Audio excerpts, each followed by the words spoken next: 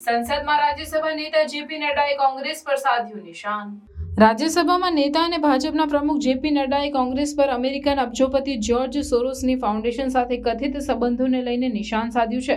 નડ્ડાએ સંસદમાં કહ્યું કે કોંગ્રેસના વરિષ્ઠ નેતાઓના સોરોસ સાથેના સંબંધોની તપાસ થવી જોઈએ. જેપી નડ્ડાએ આરોપ લગાવ્યો કે કોંગ્રેસ પાર્ટીના નેતાઓ જ્યોર્જ સોરોસની ફાઉન્ડેશન સાથે જોડાયેલા છે, જે ભારતને અસ્થિર કરવા માટે ધન પૂરું પાડે છે. તેમણે કહ્યું કે દેશને આ જાણવાનો અધિકાર છે કે સોનિયા ગાંધી અને સોરોસ વચ્ચે શું સંબંધ છે. આ મુદ્દે સંસદમાં જોરદાર હોબાળો થયો અને બંને સદનોની કાર્યવાહી અવરોધિત થઈ. કોંગ્રેસે આ આરોપીને નકારી કાઢતા કહ્યું કે ભાજપ આ મુદ્દાનો ઉપયોગ પોતાની નિષ્ફળતાઓથી ધ્યાન ભટકાવવા માટે કરી રહી છે. કોંગ્રેસના નેતા મલ્લિકાર્જુન ખડગેએ કહ્યું કે ભાજપે પોતાના આરોપોના પુરાવા રજૂ કરવા જોઈએ. सोनिया गांधी जी जो forum of the leaders of the Asia Pacific की को चेयरपर्सन है, जो फंडेड है जॉर्ज सोरोस से, उनका क्या संबंध है ये देश जानना चाह रहा है.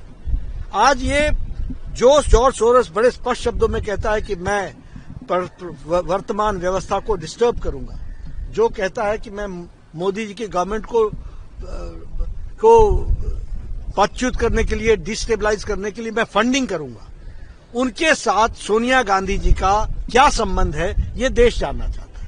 इस मुद्दे को भटकाने के लिए इस तरीके का प्रयास कांग्रेस पार्टी कर रही है.